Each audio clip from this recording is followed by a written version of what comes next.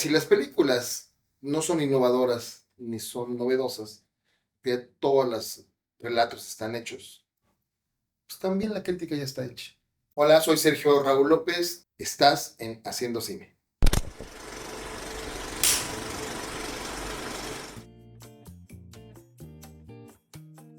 Pues miren, al principio uno tiene que darse cuenta de que las películas te crean emociones, te hacen vivir otros mundos, pero que atrás de eso hay una cosa que es el proceso para hacerlas. Entonces, todos los críticos hablan del desmontaje, sobre todo los cercanos al Ficonal, ¿no?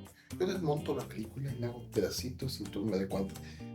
Pero yo poco a poco me he dado cuenta que la película, más allá de la técnica, más allá del sonido, de la fotografía, de la edición, de los efectos especiales, de las actuaciones, del guión, la película siempre tiene atrás motivos políticos, ideológicos, estéticos. Y entonces en esas grandes categorías filosóficas es donde yo me fijo. ¿Qué pretendió decirme esta película? Porque además hay una cosa interesante. Y pasa mucho en el cine mexicano, el director te explica una película y tú vas al cine y ves otra. Entonces, ¿cómo concilias esos dos mundos? El mundo personal mental del director y el mundo del espectador. Entonces, para mí, se tienen que juntar esos dos mundos y al final sacar una síntesis absoluta de qué es la narrativa de la película. ¿Qué me cuenta? Pero ¿qué me cuenta políticamente? ¿Qué me cuenta ideológicamente? ¿Qué me cuenta estéticamente? ¿Cuál es la mentalidad? Al final la humanidad no es otra cosa que la historia de las mentalidades. Y yo lo que veo en una película es la mentalidad que me intenta imponer como espectador.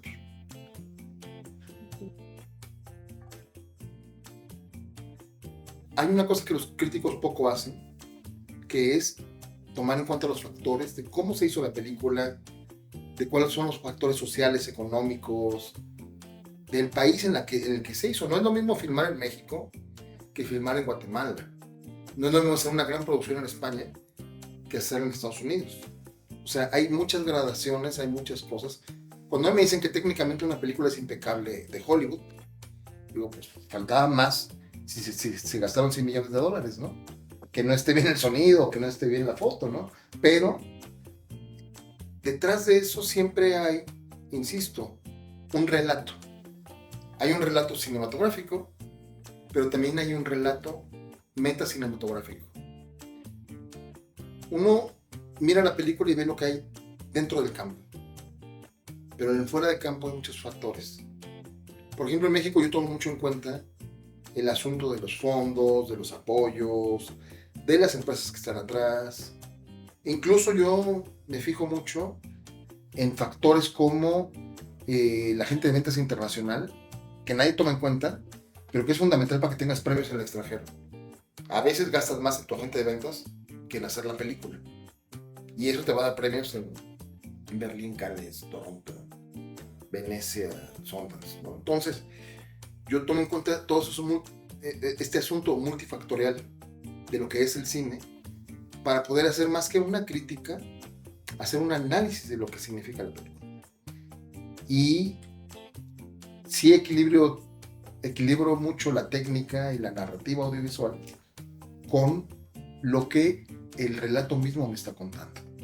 Porque al final lo más importante no es si está bien la foto o si está bien el encuadre o el crane o si tiene planos importantes, etc. Lo importante es que me está contando la película.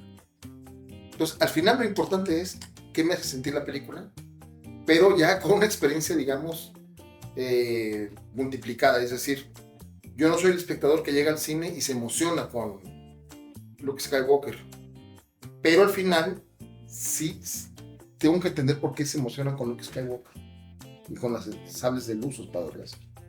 Por ejemplo, ¿cómo se dice en España y cómo se dice en México espada láser o sable de luz? Son diferencias muy chiquitas, pero que te hacen encontrar esa verdad del cine.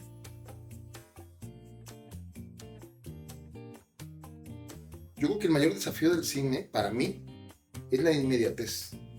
O sea, las películas duran años en hacerse. 5 años, 3 años, 10 años. Y de repente se estrenan y tienes que escribir de ellas antes de las 2 semanas de las que van a durar en cartelera. Entonces, ¿cómo conciliar la inmediatez con la profundidad?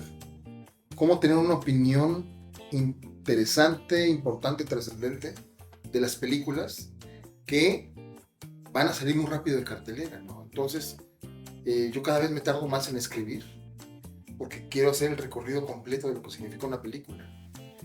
Pero incluso cuando escribo no de películas, sino de fenómenos como la extinción de los fideicomisos en México, la creación del nuevo fondo de apoyo que es el FOCINE, cuando escribo la historia de la Cineteca Nacional que cumple, no sé si 50 años, pero les digo, pues sí, pero 4 o 5 años de los cuales estuvo cerrada por incendios, remodelaciones, temblores, ¿no? Pues hay que hablar de esas cosas, ¿no? Entonces, a mí lo que me cuesta más trabajo es cómo encontrar una profundidad y una trascendencia en algo tan inmediato como es el cine, que te van creando la expectativa del consumo, sobre todo Hollywood, te crea una expectativa de tienes que ver esta película, tienes que ver esta serie, ya. Si la ves en un año ya no importa. Entonces, ¿cómo conciliar esa inmediatez con realmente el lugar que las películas van a ocupar en nuestra, yo diría, nuestra mentalidad social, ¿no? En nuestro imaginario social a la larga, ¿no? Que me van a decir que Dunas es la mejor película de hoy y del mundo y de la historia, o la señora influencer, pero la verdad, pues vamos a seguir hablando, qué sé yo, de Casablanca, o de Una Eva y dos Adanes, ¿no? O de Dos tipos de cuidado, y no del cine actual tanto.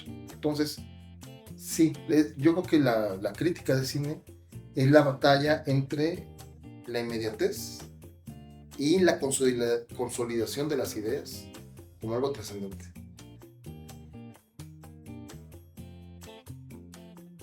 Nada viene de la nada. Nosotros somos una sociedad de lo inmediato. Es que el cine es una contradicción. Está en lo inmediato, tienes que ir a ver el estreno, tienes que ver la historia de Paco Stanley o del barrio de Nueva York, por la publicidad, ¿no? Y ya se nos olvidó cosas de hace 3 años, más hace 50 años. Eso sí le valoro a la sociedad estadounidense. Tienen un gran respeto, por lo menos en la industria del entretenimiento, tienen un gran respeto y un gran valor por los viejos, por la genealogía, digamos, de dónde vengo, cómo llegué aquí. Taylor Swift no sería nadie sin Elvis Presley o sin Madonna o sin los Beatles. Y ellos lo saben, entonces hacen grandes homenajes, ¿no? Sean homenajes a sus deportistas más famosos, Michael Jordan tiene su serie, a sus músicos famosos, Roy Orbison, decían, ¿no? Le hacen un homenaje Black and White Nights con los músicos más famosos de la época, ¿no? Bruce Springsteen, que era el gran vendedor después de Michael Jackson, sale cantando con él. Sale Tom Petty, sale Tom Waits, salen un montón de músicos, ¿no? Los Traveling Wilburys, ¿no? Se junta un Beatle, George Harrison, con el gran cantautor del rock que cambió la manera de hacer letras, que es Bob Dylan, ¿no? Con Roy Orbison, con Tom Petty, ¿no? Y hacen un megagrupo. ¿Por qué? Porque tienen esta idea de la proveniencia, ¿no? Esta palabra que a mí no me gusta, que es la de tributo, que yo digo que es un homenaje, porque tributo es pagarle a los aztecas con maíz y con pescados y con tal, que es una especie como de impuesto, pues, ¿no? El tributo es eso en español, pero para los gringos es rendir homenaje a mis antepasados.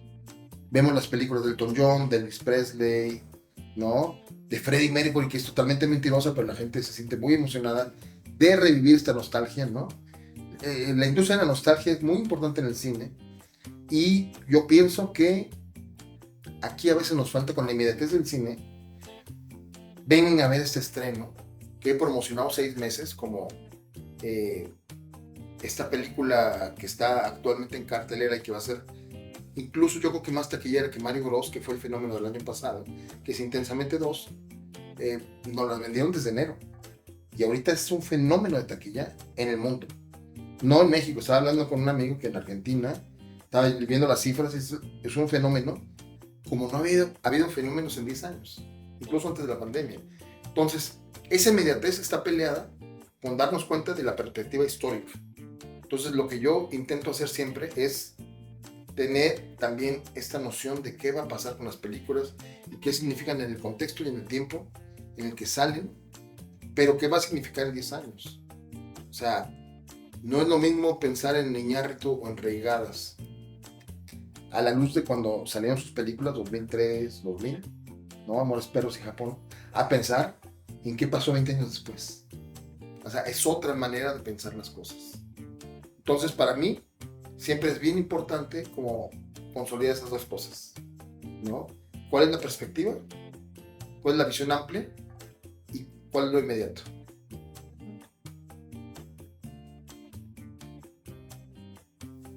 A veces pensamos que el cine es un asunto personal. Es que me emociono, es que me hizo sentir, es que me va a mantener esta sensación que me produce el cine, ¿no? Eso es totalmente cierto. Pero hay que pensar también en que más allá de las emociones, el cine es un fenómeno, como dicen los marxistas, ¿eh? O sea, Theodor Adorno y Horkheimer decían que el cine es un medio artístico, pero de reproducción masiva. Es decir, no es lo mismo pintar la Mona Lisa o hacer un musical, Amor sin barreras, qué sé yo, e irlo a ver, o una ópera o una orquesta sinfónica, que el cine, que es un arte del tiempo, pero que yo lo puedo volver a ver y volver a ver y volver a ver. O sea, podemos ver la película de hoy, podemos ver las películas de Méliès o de los Lumière o de los pioneros de la Revolución Mexicana, el ingeniero Salvador Toscano y demás, de los hermanos Alba, ¿no? Rosas, que es, por cierto, es Rosas Priego, o sea que la familia sigue viva hasta hoy, ¿no? Generaciones después. Podemos ver ese cine y podemos volverlo a disfrutar. El cine se puede reproducir y repetir. Por eso tenemos cine en casa. O sea, el video, el DVD o las plataformas significan una manera de reproducir digitalmente las películas o en video, y yo puedo ver Casablanca cuando yo quiera.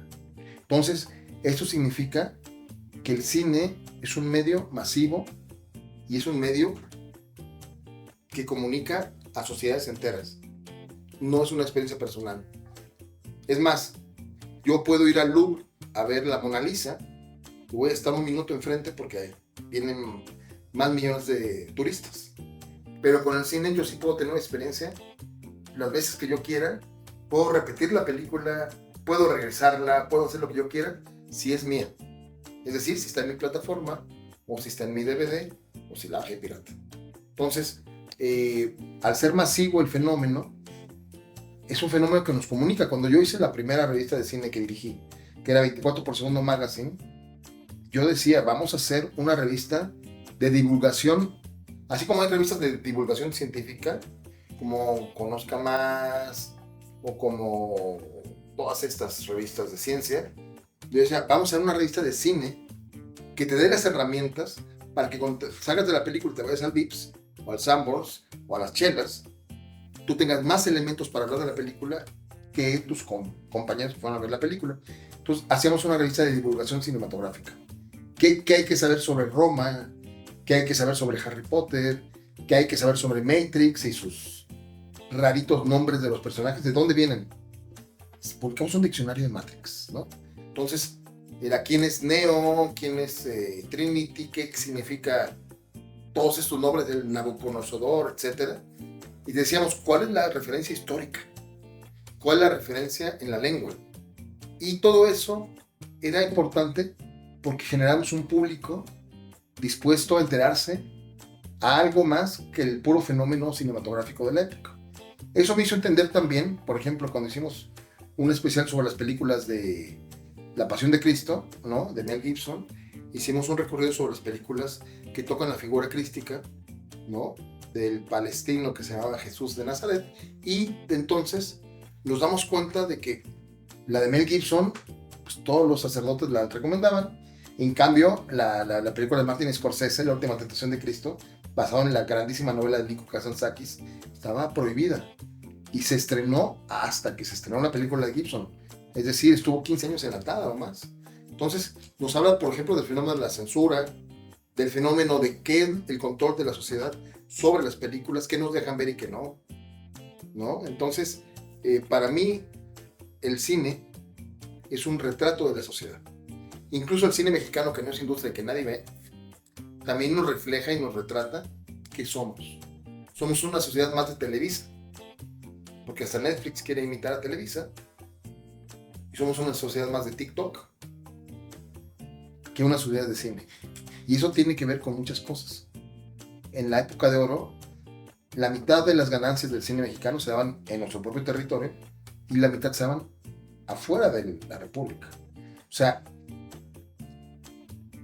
lo que hacíamos era exportar cine y tener una industria muy fuerte. Ahorita ni lo exportamos, ni se ve adentro. 3 de cada 100 mexicanos van a ver cine mexicano, o 5 de cada 100 mexicanos. En España se estaban preocupados porque habían bajado su market share del 23 al 19%.